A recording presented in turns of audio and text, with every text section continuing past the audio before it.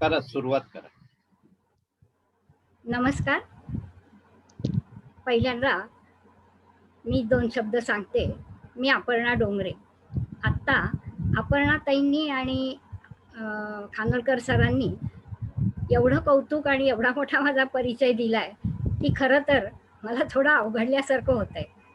पण खरं सांगायचं तर मी एक साधी गृहिणी आणि वाचनाची आवड असल्यामुळे त्यातून मला जे आवडलं, जे भावलं ते आपल्या मैत्रिणींना, आपल्या स्नेह्यांना सांगावं एवढ्याच भावनेतनं आणि एक विशिष्ट म्हणजे रमाबाई डोंगरे, पंडिता रमाबाई यांच्या कुळात त्यांच्या कुळाचं नाव मी देखील लावते. त्यामुळे या तेजस्वी आणि प्रखर बुद्धिमान स्त्रीबद्दल मला असलेला आत्यंतिक आदर आणि अभिमान ह्याकरता मी हा कार्यक्रम करायला लागले आणि तो देखील आमच्या डोंगरे कुलातील कुलबांधवांच्या आग्रहावरून हा पहिल्यांदा केला. हा एकच उद्देश या कार्यक्रमात आहे. खरं तर पंडिता रमाबाईंसारख्या उत्तुंग व्यक्तिमत्वाबद्दल बोलायचं आणि ते माझ्यासारख्या सामान्य स्त्रीनी म्हणजे शिवधनुष्यच उचलण्यासारखं आहे. पण या आदराच्या आणि अभिमानाच्या भावनेतनं आज मी हे धाडस करतेय आणि या धाडसाला तुम्ही पण सगळ्यांनी खूप प्रोत्साहन दिलंय, त्याबद्दल धन्यवाद. त्यातही आज 23 एप्रिल पंडिता रमाबाईंचा जन्मदिवस आणि या जन्मदिवशी हा कार्यक्रम करण्याचा योग आला, ह्याचाही मला खूप आनंद आहे. असो, मी रमा डोंगरे, रमा अनंत शास्त्री डोंगरे या नावानी माझी ओळख लागणार नाही आपल्याला, म्हणून सांगते, मी पंडिता रमाबाई सरस्वती.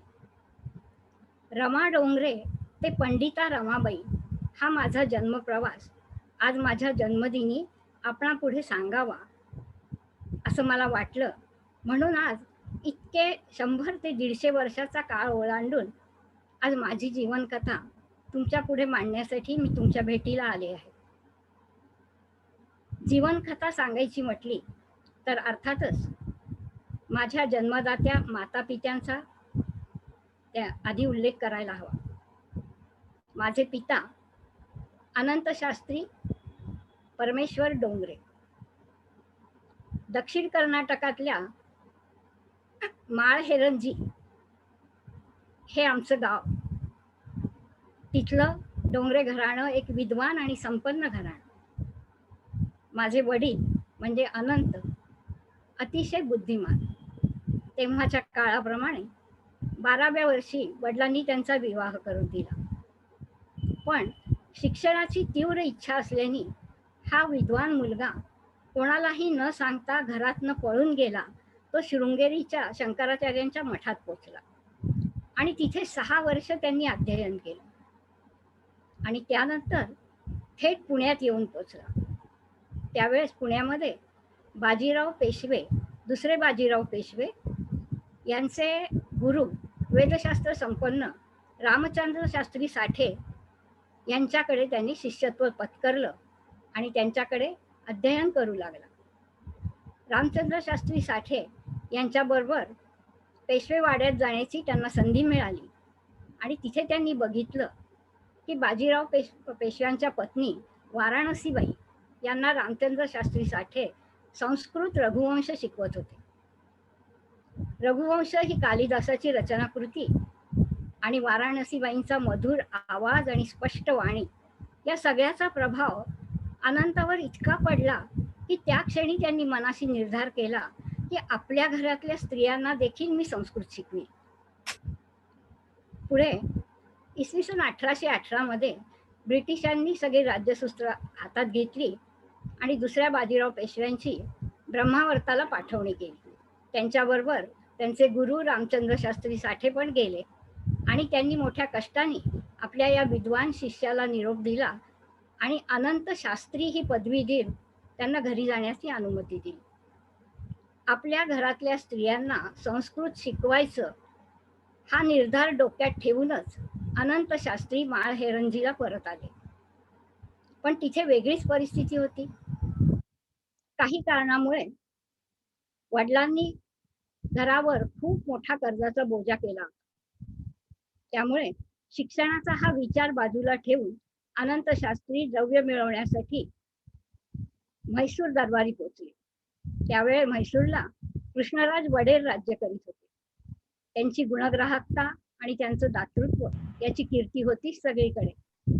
अनंत शास्त्री त्यांच्या दरबारात पोहोचल्यानंतर त्यांची विद्वत्ता बघून कृष्णराज वडेर अत्यंत खुश झाले आणि त्या क्षणी त्यांनी अनंत शास्त्रींना 25,000 रुपये बिदागी दिली, चौरीचा मान दिला आणि त्या द्रव्यातनं अनंत शास्त्रींनी आपल्या घरावरचं सगळं कर्जाचं निवारण केलं. त्यानंतरही 10 ते 12 वर्ष अनंत शास्त्री म्हैसूर दरबारी सभा पंडित म्हणून जाऊन येऊन काम करत होते. दरम्यान त्यांना एक कन्या आणि एक पुत्रही झाला होता. काही वर्षानंतर हा पुत्र आणि कन्या मोठी झाल्यावर कालमानाप्रमाणे 10व्या वर्षी त्यांनी या मुलीचं आणि मुलाचं लग्नही लावून दिलं. वडिलांचं ऋण फेडल्यानंतर पितृऋणातनं मुक्त होऊन आणि या संसार ऋणातनंही मुक्त होऊन अनंत शास्त्री माता पिता आणि आपली आई आणि पत्नी यांना घेऊन काशी यात्रेला निघाले. माता पिता पत्नी, घरातील इतर आजूबाजूची काही नातेवाईक मंडळी, एक पालखी, 12 भोई, 2 गाड्या असा सगळा 60 जणांचा लवाजमा घेऊन ते काशी यात्रेला निघाले. काशी यात्रेला जाण्यासाठी मुंबई गव्हर्नरचं एक दस्तक पत्र पण घेतलं होतं आणि या दस्तकामध्ये अनंत शास्त्रींची सगळी ओळख, त्यांची कीर्ती, त्यांची प्रसिद्धी ही तर होतीच आणि प्रवासादरम्यान लागणाऱ्या राज्यातल्या राजांनी, सरदारांनी त्यांची अत्यंत उत्तम बडदास्त ठेवावी अशी हुकुमवजा विनंती पण होती. हे दस्तक पत्र म्हणजे एक प्रकारचा प्रवासाचा परवाना होता आणि या सगळ्या लवाजमासकट ते काशी यात्रेला निघाले. प्रवासादरम्यान काही महिन्यांनी त्यांच्या पत्नीचा अतिसाराने मृत्यू झाला. काही दिवस तिथेच थांबून अनंत शास्त्री पुढे काशीला पोचले आणि तिथे जाऊन त्यांनी आई वडिलांकरता ही जी त्रिस्थळी काशी यात्रा योजली होती ती पूर्ण केली आणि हा सगळा लवाजमा आई वडिलांच्या बरोबर देऊन त्यांना माळहेरंजीला परत पाठवलं आणि स्वतः मात्र काशीमध्ये अध्ययनासाठी राहिले.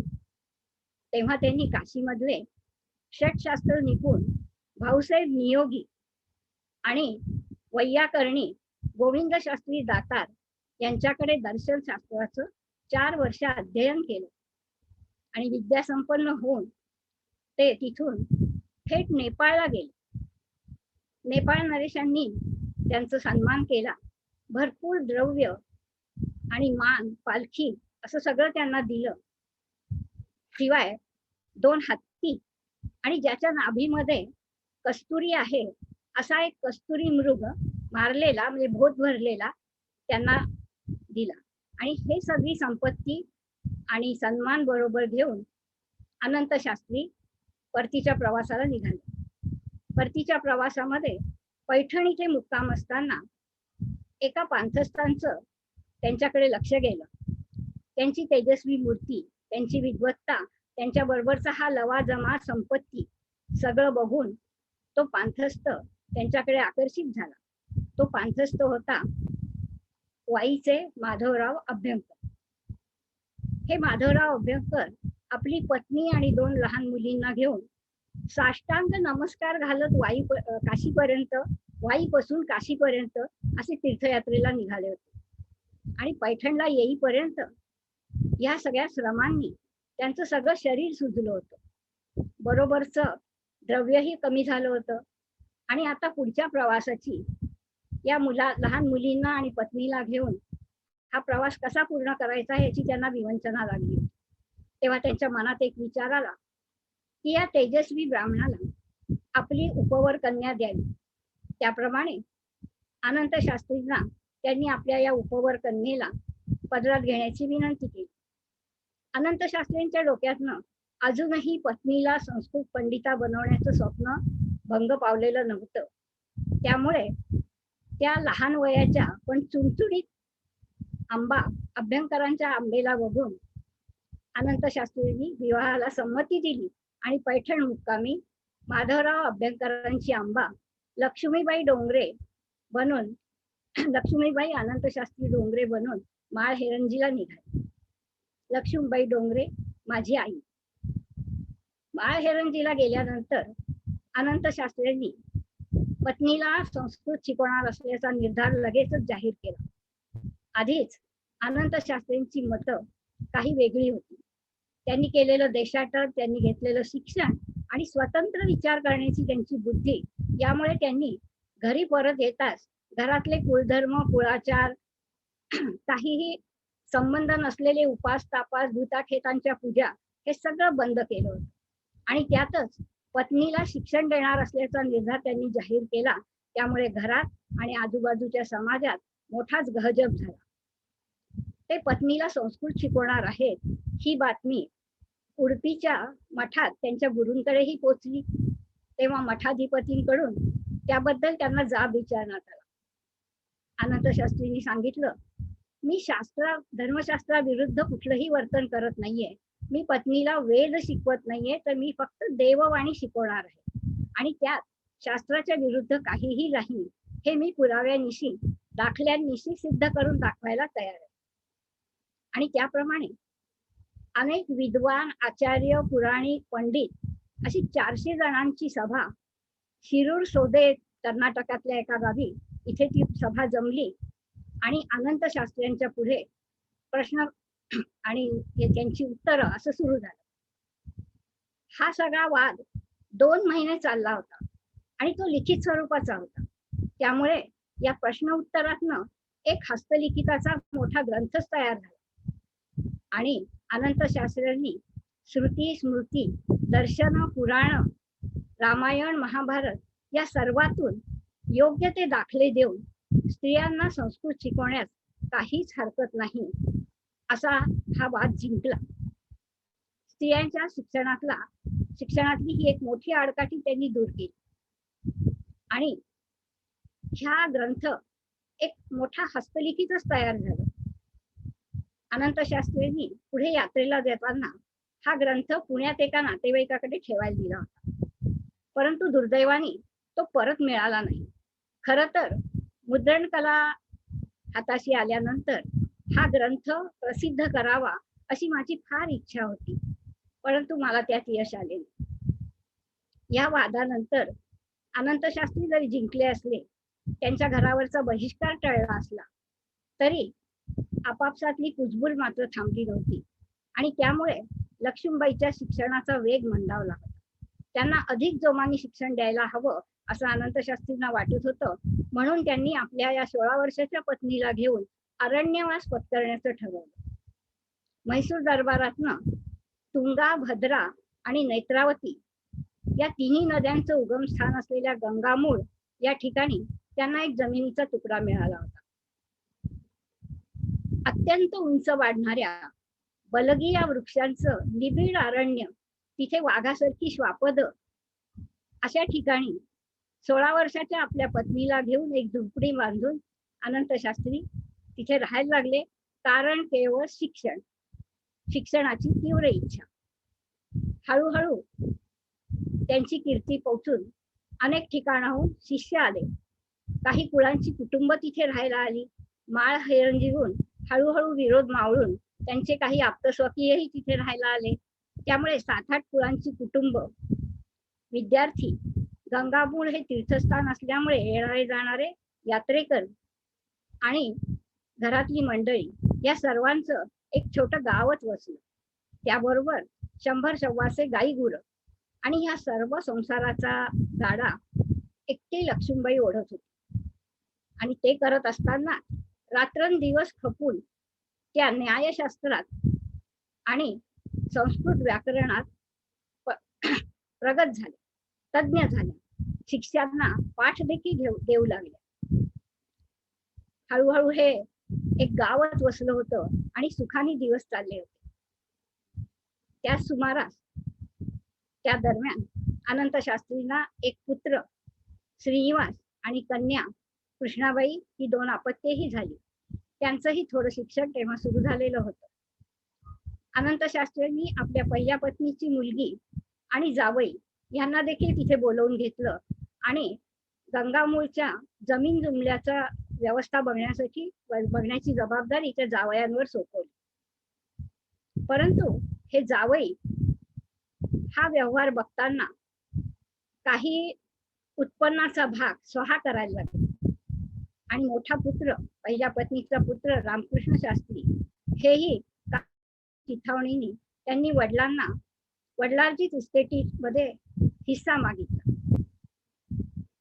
ह्या अशा डोक्याला कटकटी सुरू झालेल्या त्यातच कृष्णाबाईचा विवाह खरं तर त्यांनी ठरवलं होतं तिला शिक्षण दिल्याशिवाय आणि ती मोठी झाल्याशिवाय करायचा नाही. पण वृद्ध आईच्या आग्रहाखातर त्यांनी विवाह करायचं ठरवलं. अट एवढीच होती की ह्या मुलाने घरजावई होऊन इथे राहून विद्याभ्यास करावा. तसा मुलगाही मिळाला.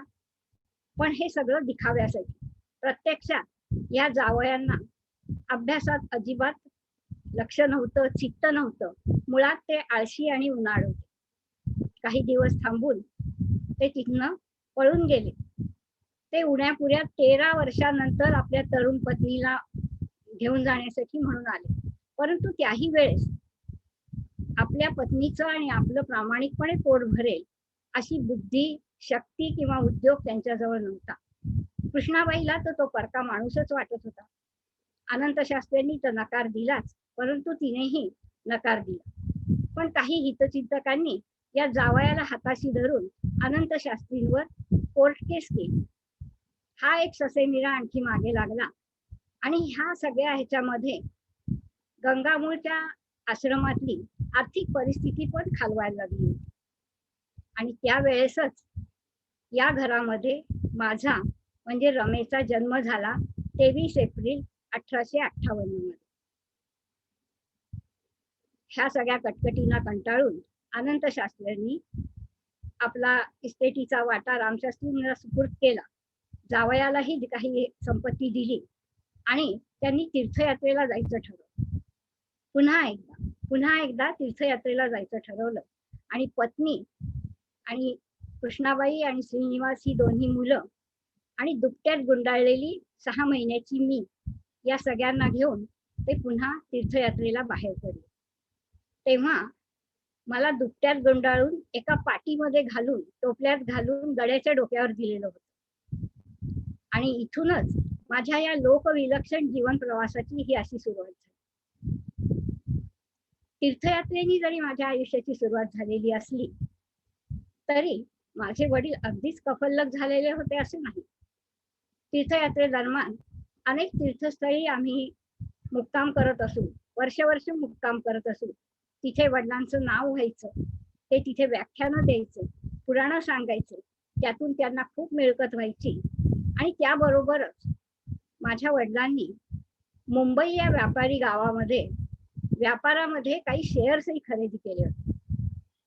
मला आठवते एकदा त्यांना 1,75,000 रुपये फायदा या शेअर्स मध्ये झाला होता. आणि प्रवासादरम्यान, या तीर्थयात्रेच्या प्रवासादरम्यान त्यांच्या मुंबईलाही त्यामुळे येर झाला सुरू असतो. एकदा तर माझ्या स्मरणात आहे की आम्ही बेंगळूर मुक्कामी असताना आम्ही कुंठ्याहून नावेत बसून मुंबईला गेलो होतो. ही आठवण मला अजूनही आहे.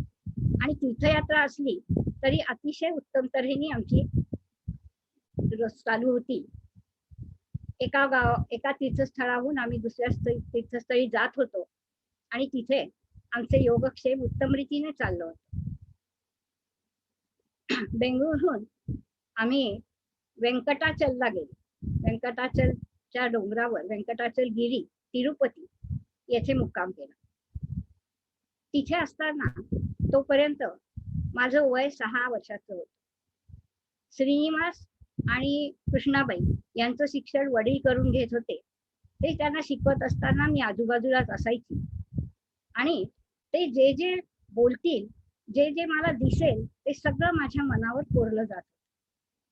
पण माझ्या शिक्षणाचा भार मात्र माझ्या आईने डोक्यावर घेतला होता. रात्री आईच्या कुशीत झोपायचं आणि पहाटेच्या वेळेला ती हळुवारपणे जाग करायची आणि थोडं थोडं पाठांतर ती माझ्याकडनं करून घ्यायला लागली. खरोखरी वयाच्या 4थ्या वर्षापासून ती माझ्याकडनं पाठांतर करून घेत होती आणि असं करता करता सिद्धांत कौमुदी, अमरकोश, नाट्य, काव्य, रामायण, महाभारत असे कितीतरी ग्रंथ माझे मुखोद्गत झाले होते. व्यंकटाचली असताना मला वर्तमानपत्रातली पहिली प्रसिद्धी मिळाली. तिथल्या एका पायोनियर या इंग्रजी वर्तमानपत्रात अशी बातमी छापून आली होती की दक्षिणेकडून कोणी ब्राह्मण आपल्या पत्नी आणि मुलांसह आला आहे आणि या सर्वांचे अनेक ग्रंथ मुखोद्गत आहेत. एका सभेमध्ये या ब्राह्मणांनी आणि त्याच्या लहानग्या 8 वर्षाच्या मुलींनी हजारो श्लोक अत्यंत शुद्ध स्वरूपात म्हणून दाखवले. ही माझी पहिली प्रसिद्धी, रमा म्हणून मिळालेली पहिली प्रसिद्धी. व्यंकटाचलहून आम्ही घटिकांचल मद्रासकडे वळलो. घटिकांचल येथे पोहोचलो. घटिकांचलच्या हनुमंताच्या डोंगरात, तिथल्या हनुमंताच्या देवळात आम्ही पोहोचलो. श्रीनिवास हनुमंताचा भक्त होता आणि तिथे त्यांनी अत्यंत कठीण आणि कडक अशी उपासना आणि व्रत सुरू केलं. त्या सुमारास थोडी आमची आर्थिक परिस्थिती खालावली, कारण जसा शेअर्स मध्ये भरपूर फायदा झाला होता तशीच एक मोठी खोटही बसली आणि प्रवासादरम्यान काही दरोडेखोरांनीही आमच्यावर हल्ला केला. त्यामध्ये आमच्या जवळचे काही दागदागिनेही गेले.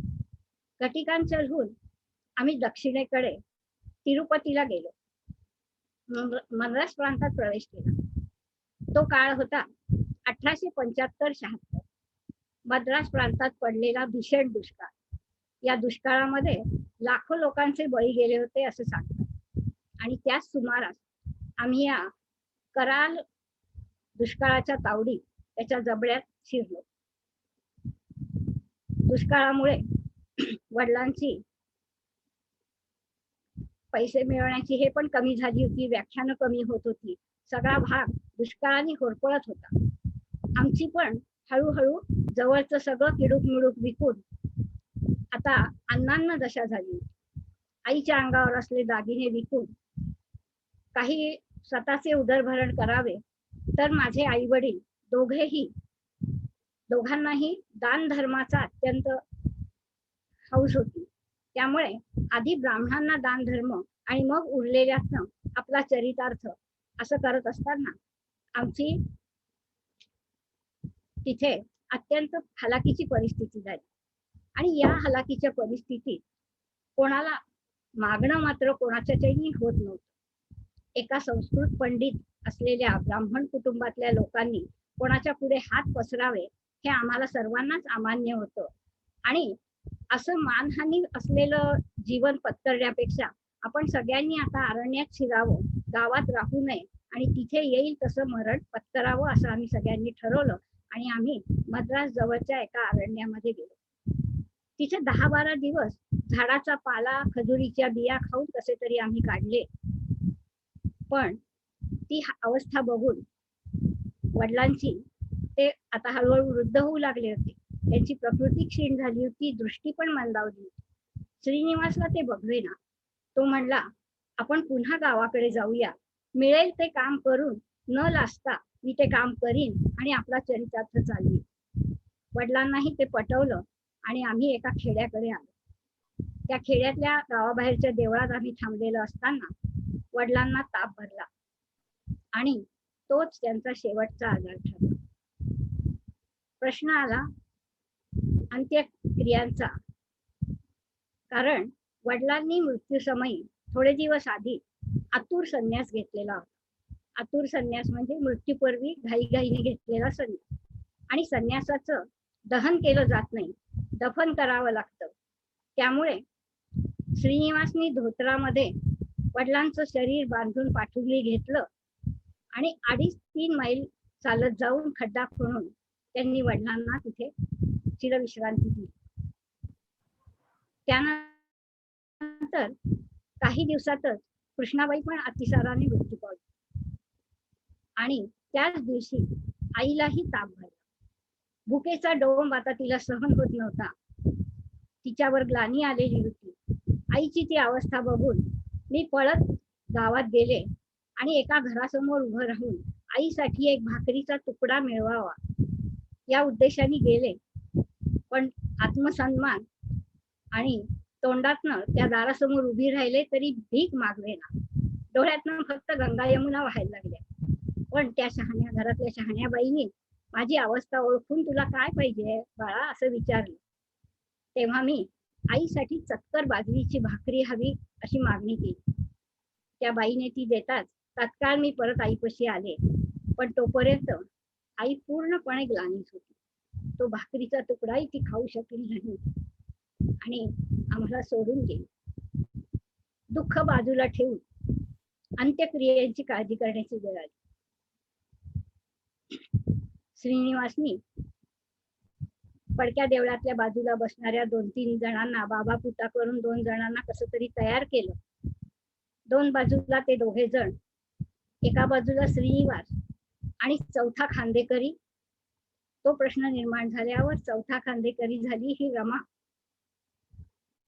ते तिघही जण उंच असल्याने आणि मी उंचीला बुटकी होते त्यामुळे तिरडीचं ते टोक माझ्या खांद्यावर ठेवलं जाईना आणि म्हणून तिरडीची ती बाजू मी माझ्या डोक्यावर घेतली. त्यानंतरही जन्मभर उपाशी पोटी झालेल्या मातेच्या मृत्यूचं हे ओझं माझ्या मनावर सतत राहील. एका संस्कृत पंडित चित्पावन ब्राह्मण कुटुंबातल्या स्त्रीचा हा मृत्यू आणि तिची ही अंत्यक्रिया हे सगळं मनावर खोलवर हे ओझं सांभाळतच मी आयुष्यभर राहिले.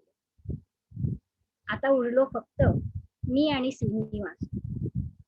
पण आई वडिलांचं हे तीर्थयात्रेचं व्रत अर्धवट सोडायचं नाही, ते पूर्ण करायचं या निर्धाराने आम्ही दोघं जण तिथून थेट मद्रास प्रांतातून थेट उत्तरेकडे निघालो. 4000 किलोमीटर प्रवास पायी अनवाणी पायांनी एकवस्त्रांनी आणि भुकेल्या पोटी करत आम्ही भारताच्या उत्तर सीमेपर्यंत पोहोचलो. कधी मिळालं तर काही उत्पन्न त्यातनं थोडेसे दाणे फुटाणे खायचे आणि पाणी पिऊन झोपायचे. अंगावर वस्त्रही नाही. पण आम्ही ठीक उत्तरेतली सगळ्या तीर्थस्थळाची यात्रा केली. असं करत करत एकदा झेलम नदीच्या काठावरनं प्रवास करत असताना रात्री मुक्काम करायची वेळ आली. त्या भयंकर थंडीपासून रक्षण करण्यासाठी आमच्याजवळ वस्त्र नव्हती. तेव्हा त्या काठावरच्या वाळूमध्ये गळ्यापर्यंत खड्डे करून आम्ही दोघांनी त्यात स्वतःला गाडून घेतलं आणि थंडीपासून रक्षण करण्याचा प्रयत्न केला. वस्त्रांची स्थिती होती. अर्धी साडी धुवून वाळवायची, पुन्हा ती नेसायची आणि अर्धी धुवायची, असे दिवस काढत पण ज्ञानावरची निष्ठा आणि वडिलांचं व्रत पूर्ण करण्याचा निर्धार या ह्यानी आम्ही 4 वर्ष प्रवास करत कलकत्त्याला पोहोचलो. कलकत्ता भारताची राजधानी होती. राजा राममोहन राय, कालीचरण सेन आणि न्यायरत्न महादेव शास्त्री अशी अनेक ब्राह्मो समाजाची रचना करणारी पुरोगामी लोक तिथे होती. आम्ही त्यांच्यात पोचलो. त्यांनी आमची दखल घेतली. एका देवळामध्ये थांबलेला असताना एका वस्त्रानिशी आलेल्या एका तरुण स्त्रीनी हजारो संस्कृत श्लोक म्हणून दाखवून आणि आपल्या व्याकरणाच्या नैपुण्याने त्या लोकांना चकित केलं आणि विजेच्या वेगाने ही बातमी कलकत्त्यात पोचली आणि सगळ्या भारतातही पोचली. या सर्वांनी सन्मानाने आम्हाला कलकत्त्यात प्रवेश मिळाला. कलकत्त्याच्या सिनेट हॉलमध्ये सगळ्या विद्वानांची एक मोठी सभा भरली आणि त्यामध्ये आम्ही दोघंही आम्हाला वाचारण करण्यात आलं. तिथे ह्या लोकांनी काही माझ्या स्वागताकरता एक संस्कृत श्लोक सादर केला आणि त्याला तिथल्या तिथे मी संस्कृत श्लोकातनं प्रत्युत्तर दिले. अशा अनेक समस्यापूर्ती माझ्याकडनं तिथे करून घेण्यात आल्या आणि त्या क्षणी संस्कृत काव्य रचना करण्याचं माझं नैपुण्य आणि व्याकरणाचा माझा अभ्यास बघून हे लोकही चकित झाले. त्यामुळे काय होतं, हिला फार होतं त्यांचं. आणि त्या सभेत मला पंडिता रमाबाई सरस्वती ही पदवी मिळाली आणि या पदवीने मला ओळख माझी जन्मभराची मिळवून दिली आणि शेवटपर्यंत ही ओळख माझ्या बरोबर राहील. आता मी होते पंडिता रमाबाई. रमा डोंगरे पासून पंडिता रमाबाई पर्यंतचा माझा हा प्रवास आता येऊन पोचला. आणि मग कलकत्त्यात ठिकठिकाणी अनेक सभा झाल्या. तिथल्या बंगाली स्त्रियांच्याकडून एक मानपत्र मला देण्यात आलं.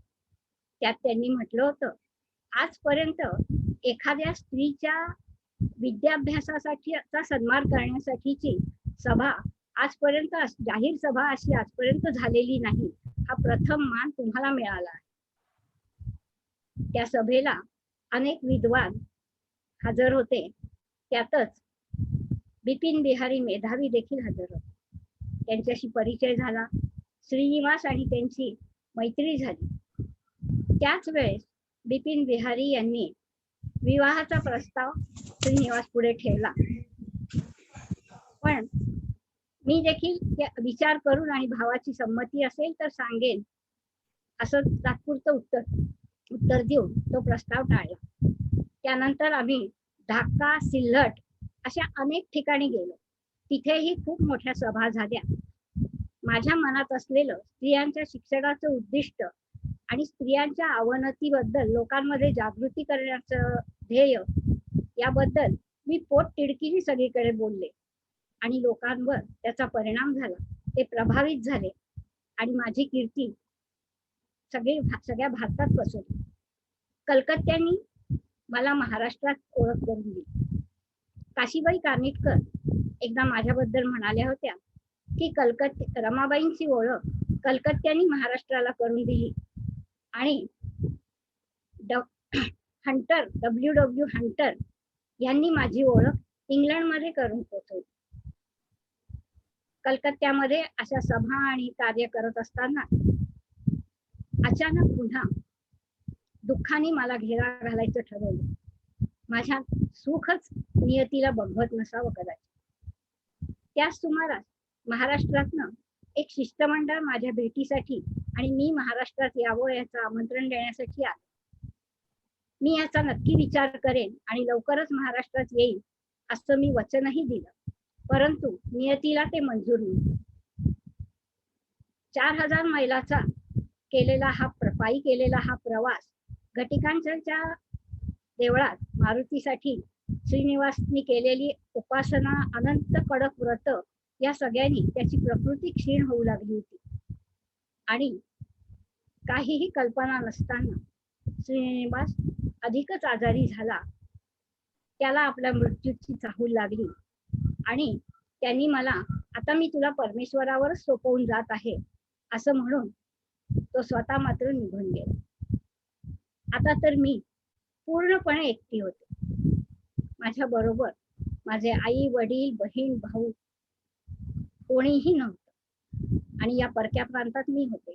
तेव्हा महाराष्ट्रातल्या विचारवंतांची असा विचार झाला की अशा या तिथे अनाथ अवस्थेत राहणाऱ्या आपल्या भगिनीला महाराष्ट्रात आणावं, म्हणून त्यांनी मला पुन्हा आमंत्रण पाठवलं. तिथे जाण्याच्या विचारात असताना माझ्या विवाहाकरता पण अनेक प्रस्ताव यायला लागले. कारण त्यावेळे माझं वय बरंच होतं, म्हणजे तेव्हाच्या काळाप्रमाणे 22 वर्ष. आणि हे कळताच बिपिन बिहारी तत्परतेने मला भेटायला आले आणि त्यांनी पुन्हा एकदा त्यांच्या प्रस्तावाची मला आठवण करून दिली आणि बऱ्याच विचारांची मी त्या प्रस्तावाला मान्यता दिली आणि बांकीपूर इथे 1880 मध्ये आमचा विवाह रजिस्टर पद्धतीने झाला. बिपिन बिहारी सिल्लट येथे वकिली करत होते, त्यामुळे आमचा मुक्काम आता सिल्लट इथे होता. माझ्या वैवाहिक आयुष्याचे काही सुखाचे दिवस भराभरा निघून गेले आणि 81 मध्ये आमच्या सुखाची मूर्तिमंत प्रतिमा मनोरमा माझ्या उदरी तिने जन्म घेतला. अत्यंत सुखाचे दिवस होते. पण पुन्हा असाच दैवाने घाला घातला आणि काहीही कारण नसताना फुटाणे खाल्ल्याचं निमित्त होऊन कॉलराचं निदान झालं आणि बिपिन बिहारींचा मृत्यू झाला. पुण्यापुऱ्या 19 महिन्याचं माझं वैवाहिक आयुष्य, जवळ 8 महिन्याची मुलगी आणि मी, आम्ही दोघेही अनाथ झालो. आणि त्या अवस्थेत बिपिन बिहारींच्या घरी तिथेही मला प्रवेश नव्हता, कारण आमचा अनुलोम विवाह होता. आणि म्हणून मी तिथून महाराष्ट्रात आले. पहिल्यांदा मी मुंबई येथे आले. माझ्याबद्दलची माहिती आणि कीर्ती मुंबईत आधीच पोचलेली होती. माझ्या मनामध्ये महिलांच्या एकत्रीकरणासाठी, त्यांच्या विचार मंथनासाठी आर्य महिला समाजासारख्या संस्थेची स्थापना करावी हा विचार होता. आणि त्याप्रमाणे मी मुंबईमध्ये आर्य महिला समाजाची स्थापना केली.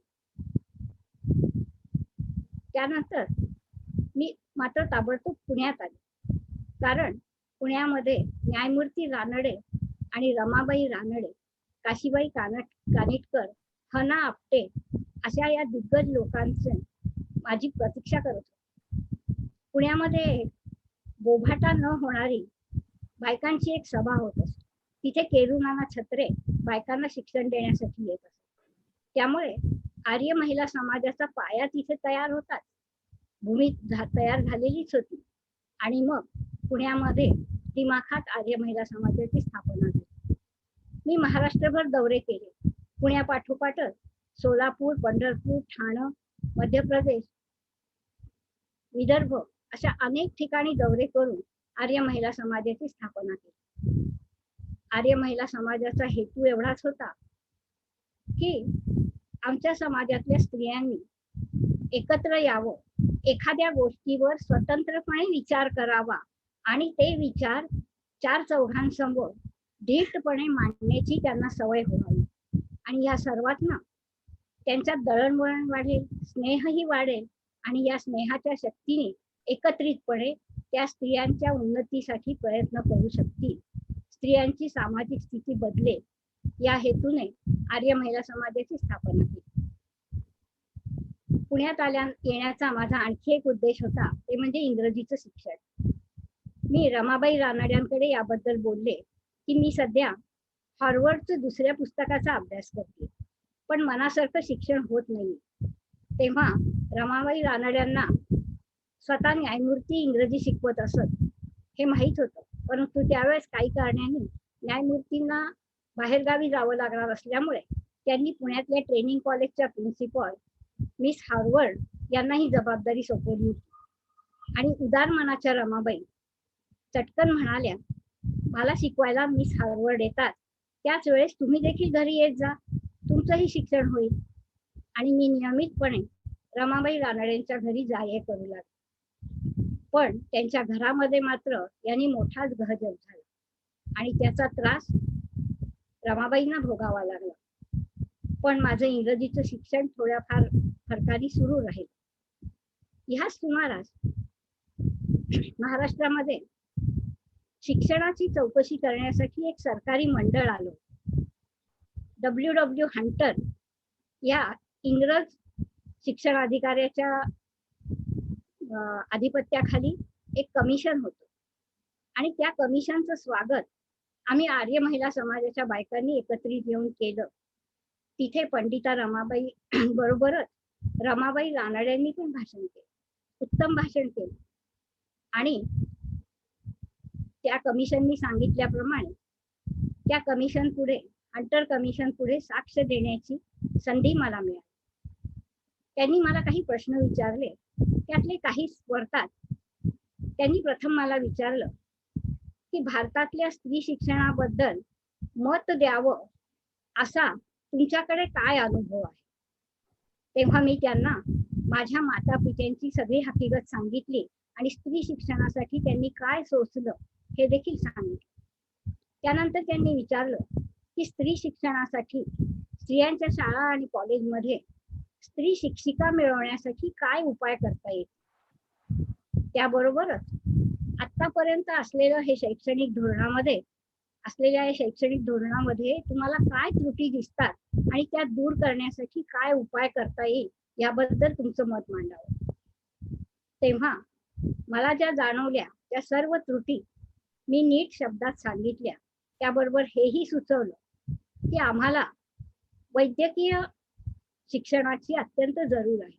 भारतामध्ये स्त्री डॉक्टरची अत्यंत गरज आहे, कारण भारतीय स्त्रिया पुरुष डॉक्टरकडे जात नाही. तेव्हा स्त्रियांसाठी वैद्यकीय शिक्षण भारतात सुरू व्हावं अशी सूचना देखील मी केली. मला फारसं इंग्रजी येत नव्हतंच, त्यामुळे माझी साक्ष मराठीतूनच झाली आणि त्याचा अनुवाद हंटर यांनी केला आणि ते एडिनबरोला गेल्यानंतर त्यांनी तो इथे छापून देखील आणला आणि तो व्हिक्टोरिया राणीपर्यंत पोहोचला. त्यांनी एका सभेमध्ये डब्ल्यू हंटर यांनी एका सभेमध्ये रमाबाई आणि तिची कामगिरी या विषयावर माझ्याबद्दलची सगळी माहिती सांगितली. व्हिक्टोरिया राणीपर्यंत हे पोहोचल्यावर तिने देखील भारतातल्या स्त्री शिक्षणामध्ये लक्ष घातलं. त्यांनी देखील याच्यात लक्ष घातलं आणि लॉर्ड डफरिन जेव्हा व्हाईसरॉय बनून भारतात आले तेव्हा त्यांच्या पत्नीने राणीच्या मदतीने वैद्यकीय शिक्षण आणि स्त्रियांसाठी दवाखाने डफरिन हॉस्पिटल भारतामध्ये सुरू झाले. मला माझ्या साक्ष दिल्याचं सार्थक वाटलं. माझ्या भगिनींकरता मी काहीतरी केलं होतं. त्यानंतर इंग्रजी शिक्षण घेण्यासाठी आपण काय करता येईल याचा मी सतत विचार करत होतो. या सगळ्यासाठी आपल्याला इंग्रजी येणं अत्यावश्यक आहे असं मला वाटत होतं. तेव्हा असं वाटायला लागलं की आपण स्वतःच इंग्लंडला का जाऊ नये. हाही विचार मनात आला की मी वैद्यकीय शिक्षण का घेऊ नये. माझ्या भगिनींसाठी, त्यांना मदत करण्यासाठी, त्यांच्या आरोग्यासाठी मी डॉक्टर व्हायचं ठरवलं. माझी कीर्ती हंटर यांनी इंग्लंडमध्ये पोहोचवलीच होती आणि मी इंग्लंडला जायचा विचार पक्का केला. माझ्या 1.25 वर्षाच्या मनोरमेला बरोबर घेऊन मी इंग्लंडला निघाले. परंतु इंग्लंडला जाण्यासाठी लागणारा प्रवास खर्च मी माझ्या स्त्री धर्मनीती या पुस्तकातूनच कमावला आणि तिथे गेल्यानंतर माझा राहण्या खाण्याचा खर्च तो देखील तिथल्या चेल्टनहम कॉलेजमध्ये संस्कृत शिकवून मी मिळवलं. आणि इंग्लंडला मी या अटीवरच गेले की तिथून भारतात येणाऱ्या सिस्टर्सना मराठी शिकवायचं आणि त्या बदला त्यांच्या हॉस्टेलमध्ये माझी राहण्याची सोय होईल आणि मला इंग्रजी शिकवलं जाईल. आणि यांनी मी 1883 मध्ये इंग्लंडला पोहोचले.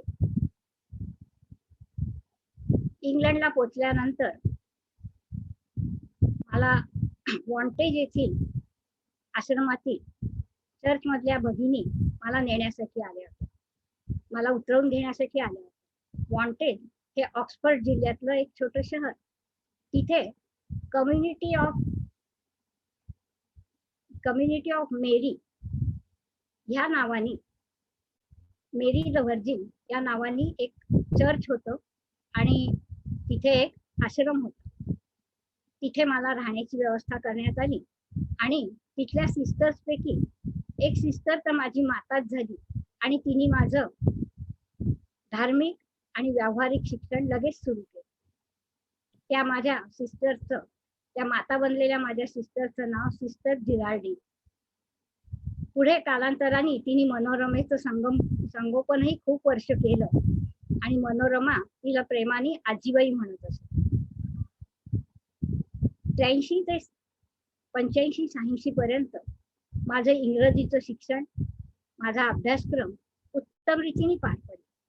त्या सुमारास अमेरिकेमध्ये डॉक्टर आनंदीबाई जोशी यांचा पदवीदान समारंभ होता आणि त्यांनी रमाबाई, पंडिता रमाबाई या माझ्या आत्या आहेत असं तिथे सांगितलं. त्यामुळे चेल्टनहॅम इथल्या वैद्यकीय कॉलेजच्या प्रिन्सिपल डॉक्टर बॉडले यांनी मला त्यांच्या पदवीदान समारंभासाठी आग्रहाचं निमंत्रण केलं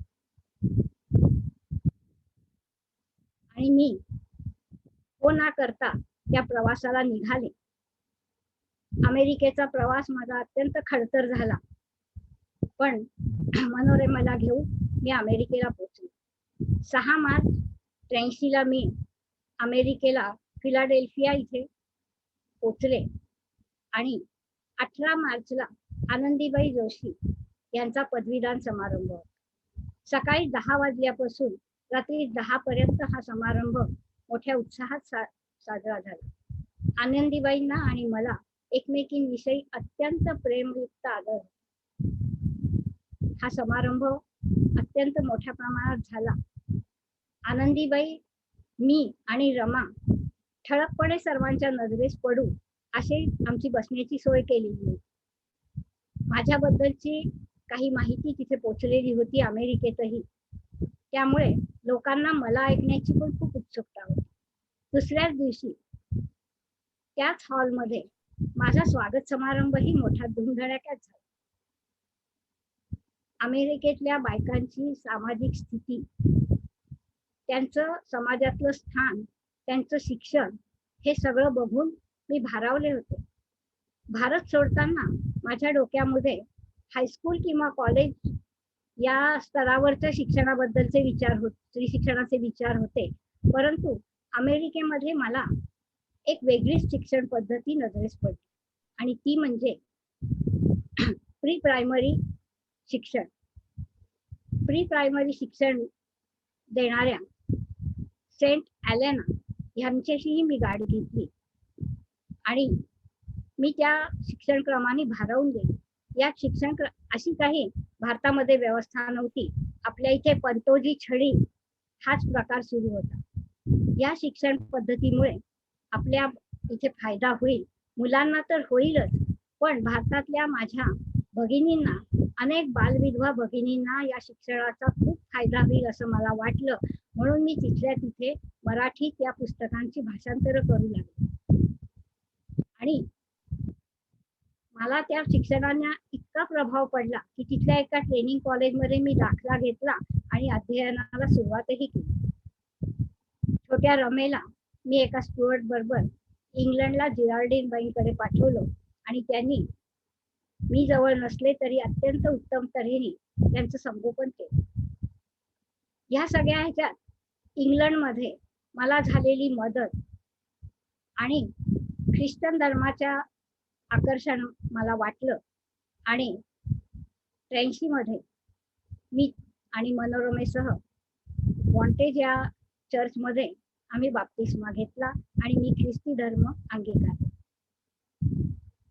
अमेरिकेत 2 वर्ष राहिल्यानंतर 87 मध्ये आनंदी परत आल्या. तिथे होणारे श्रम, त्यांना झालेली क्षयाची बाधा यांनी भारतात आल्यानंतर लगेचच त्यांचा मृत्यू झाला आणि पाठोपाठ त्यांच्या प्रिन्सिपल डॉक्टर बॉडले यांचाही मृत्यू झाला. पुन्हा पुन्हा मला वाटत होतं, मला जी लोक प्रिय वाटतात, जी माझ्या जवळ येतात, दैव ते त्यांना दुरावून नेतच आहे. आणि अमेरिकेतनं एकदा ब्रॉडवे येथे तिथल्या हॉलमध्ये एक मोठी विद्वानांची सभा भरली होती. अनेक अध्यापक विद्वान तिथे जमले होते आणि त्यांच्या समोर मी भारतातल्या बालविधवांची स्थिती अत्यंत साध्या पण प्रभावी शब्दांमध्ये मांडली आणि तिथल्या तिथे रमाबाई असोसिएशनची मुहूर्तमेढ झाली. त्या स्थिती मी केलेली वर्णन हे ऐकून सभेतले लोक हलून गेले आणि त्यांनी रमाबाई असोसिएशन ही संस्था स्थापन केली.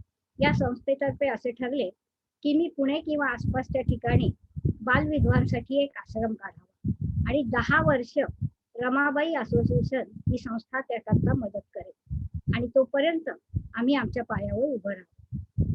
त्यामुळे अमेरिकेतून विपुल द्रव्य पाठबळ आणि काही अमेरिकन मैत्रिणी, शिक्षित मैत्रिणी या सगळ्यांना बरोबर घेऊन मी भारतात आले आणि बालविधवांसाठीचा शारदा सदन हा आश्रम पहिल्यांदा मी मुंबईमध्ये काढला. मुंबईमध्ये विल्सन कॉलेजच्या मागे चौपाटीवर हा आश्रमाची स्थापना झाली, एका बंगल्यामध्ये, बंगला भाड्याने घेऊन. आणि त्याच्या उद्घाटनाचा समारंभ मोठा झाला. त्याचं अध्यक्षस्थान भूषवलं होतं काशीबाई कानेटकर यांनी.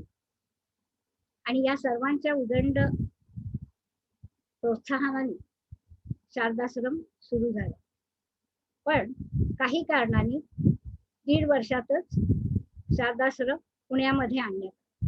पुण्यामध्ये पहिल्यांदा आगा खान पॅलेसच्या जागेमध्ये हा आश्रम सुरू झाला आणि थोडे दिवसांनी स्वतःच्या मालकीची त्या काळात 43,000 रुपये खर्चून केलेल्या विस्तीर्ण इमारतीमध्ये शारदा सदन स्थापन झाले. अनेक विद्यार्थिनी येऊ लागले. माझ्या आश्रमात आलेली पहिली विद्यार्थिनी शारदा गद्रे, एका पुनर्विवाहित स्त्रीची मुलगी. आणि खरीखुरी बालविधवा विद्यार्थिनी म्हणजे महर्षी अण्णासाहेब कर्वेंची पत्नी, भावी पत्नी आनंदीबाई कर्वे. आणि बघता बघता आश्रमाचा पसारा वाढायला लागला. त्याबरोबर पुण्यातल्या लोकांचा विरोधही माझ्यासाठी त्रासदायक ठरू लागला. विरोधही वाढायला लागला.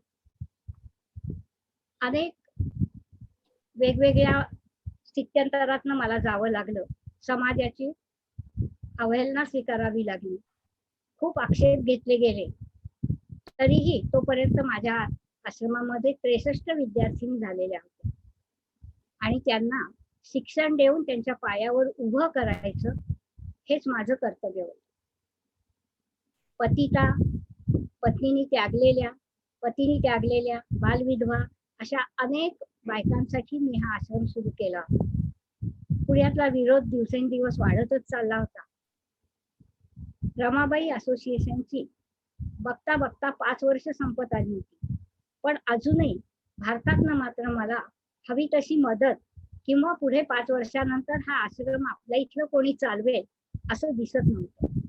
त्या सुमारास पुण्यामध्ये प्लेगची साथ आली आणि एकदा सहज म्हणून मी नगर जिल्ह्यामध्ये केडगाव येथे महाराज एक बरड जमीन घेऊन ठेवलेली होती.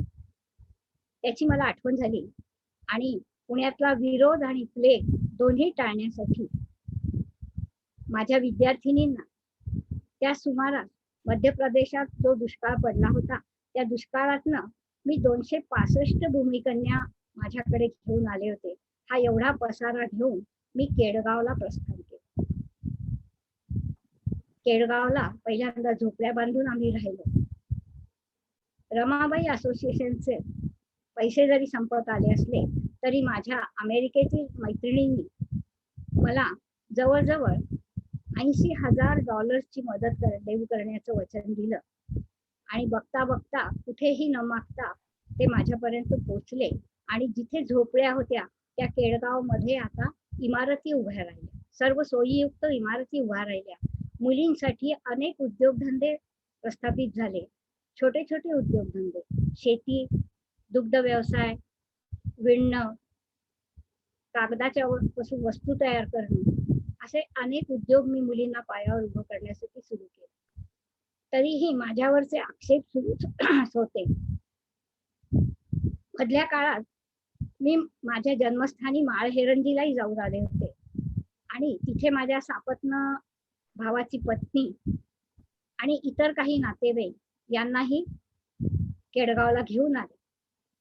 काही कालानंतर स्वखुशीने त्यांनी देखील बाप्तिस्मा घेतला. तरी आता मी केडगावला स्थिरावले होते. या सगळ्या कामांमध्ये माझ्या हातनं जी घडेल ती माझ्या भगिनींसाठी मी प्रयत्न करतच होते. त्यातच मी हिंदी राष्ट्रभाषा असावी यासाठी मोठा प्रचार केला. बायकांना काँग्रेसमध्ये स्त्री प्रतिनिधित्व उभं करावं बायकांचं असाही प्रयत्न केला. देवनागरी लिपीसाठीही खूप प्रचार केला. मद्यपान निषेध सभा भरवल्या. केशवपन आणि संमती वयाबद्दलही बरंच काम केलं. त्याचे पडसाद सगळीकडे उमटायला लागले होते, सकारात्मक होते. त्यांनी मला बळ येत होतं आणि मी केडगावला माझ्या आश्रमामध्ये सुखात होते. मनोरमा अजूनही इंग्लंडला होती. तिथे तिचं शिक्षण सुरू होतं. जिराल्डीन आजीबाईंच्या मदतीने त्यांच्या छत्रछायेत ती होती. तिचं शिक्षण तिथे सुरू होतं. मध्यंतरी एखाद वर्ष तिला पुण्याला आणलं, परंतु तिला तिथली हवा आणि हे सोसेना, ते शिक्षण जमेना, म्हणून ती परत इंग्लंडला गेली. तिथे तिने लिपी पण शिकली आणि माझ्या तब्येतीच्या कारणामुळे मनोरमेला आपलं शिक्षण अर्धवट सोडून केडगावला यावं लागलं.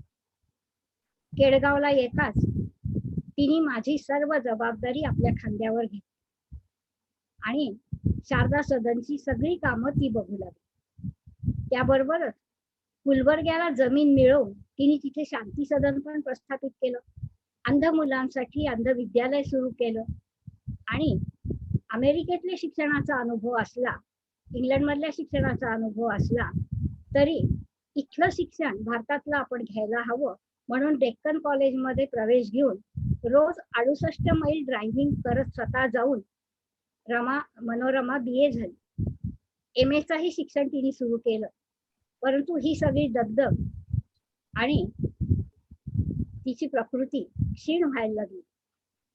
तिला मिरजेला नेलं तेव्हा हृदयविकाराची व्यथा असल्याचं लक्षात आलं. तिचा खोकला हा अस्थम्याचा नव्हता, तर हृदयविकारामुळे होता. आणि बघता बघता माझी सुकुमार रमा हे सगळं काम आई इतकंच सांभाळणारी रमा अत्यंत आजारी झाली. मी तिच्या बरोबर मिरजेला नव्हते. तिची प्रकृती गंभीर आहे हे कळल्यावर मिरजेला गेले. तोपर्यंत ती तिच्या बरोबर असणाऱ्या मैत्रिणींना माझ्या आईला सांभाळा आणि माझ्या शारदाश्रमाला सांभाळा हे सतत सांगत राहिली. आणि दैवाने माझ्या जवळची माझी प्रत्येक प्रिय व्यक्ती हिरावून नेली. त्यातच अखेर माझ्या सुकुमार मनोरमेलाही दैवाने नेलं. माझ्या आईला सांभाळ अशी परमेश्वराला प्रार्थना करता करता मनोरमा स्वतःच परमेश्वराकडे पोचली. किती दुःख पचवलं असेल आणि किती मृत्यू आणि किती अंत्ययात्रा अंत्यक्रिया मी माझ्या हाताने केल्या, पण तरीही मनामध्ये एकच इच्छा होती की माझ्या शरीरात रक्ताचा शेवटचा बिंदू असेपर्यंत माझ्या हातनं माझ्या भगिनींची सेवा, माझ्या भगिनींचं समाजातलं स्थान, त्यांचा दर्जा, त्यांचं शिक्षण वाढत राहावं. आणि ह्या ध्येयापायी मी परमेश्वराला पुन्हा पुन्हा विनंती करत राहिले की माझं काम पूर्ण होईपर्यंत जरा थांब. माझी माणसं तर तू नेलीच आहे, पण माझं काम, माझं ध्येय पूर्ण होऊ दे आणि मग मला तुझ्याकडे बोलव. आणि अखेर का होईना परमेश्वरांनी माझी प्रार्थना ऐकली आणि बायबलचं मी करत असलेलं भाषांतर, त्याचं शेवटचं प्रूफ तपासून झालं, ते मी पाठवलं आणि मी पूर्णपणे थकले होते. सगळ्या मृत्यूंचं दुःख माझ्या काळजामध्ये दाटलेलं होतं. ते प्रूफ पाठवल्यानंतर मी आराम करायला माझ्या सगळ्या विद्यार्थिनींना सांगितलं, आता मी स्नान करते आणि काही काळ मी स्वतःला एका खोलीत बंद करणार आहे. कोणीही मला उठवू नका, मी आराम करणार आहे. आणि मी माझ्या खोलीमध्ये स्नान करून अंथरुणावर जाऊन आडवी झाले. परमेश्वराचे आभार मानले. आज माझ्या हातनं बायबलच्या भाषांतराचं शेवटचं पान देखील झालं होतं. माझी हाक तू ऐकलीस, माझी इच्छा ऐकलीस आणि आता मला तू मरण दिलंस तरी हरकत नाही. आणि एकच भाग्य मला हे इच्छा मरणाचं मिळालं. आणि बराच काळ लोटला तरी आई दार का उघडत नाही या माझ्या लेकींचं आश्रमातल्या लेकींना उत्तर शोधायला त्या आल्या तेव्हा मी केव्हाच प्रभूच्या चरणी पोचलो. सतत ही एकच तळमळ मनामध्ये होती की स्त्रियांचं समाजातलं स्थान, त्यांचा दर्जा, त्यांचं शिक्षण, त्यांना मिळणारा सन्मान सतत मिळत राहावं. आणि आज माझ्या जन्मदिनी जेव्हा मी इतके वर्षानंतर हिंदुस्थानातल्या स्त्रियांचं हे स्थान, त्यांनी विविध क्षेत्रात केलेली प्रगती हे सगळं बघतेय तेव्हा समाधान, अत्यंत समाधान मिळतंय. आणि मी केलेल्या कष्टांचं थोडंफार चीज झालं याचा आनंद मिळतोय. आणि त्या आनंदामुळे आज मी तुमच्या भेटीला आले. आजची तुमची ही भेट ही मला माझ्या जन्मदिवसाची भेटच मी समजते. अधिक कुणा काही राहिलं असेल तर हे ध्येय तुम्ही पुढे न्यायचं आहे एवढंच सांगते. धन्यवाद.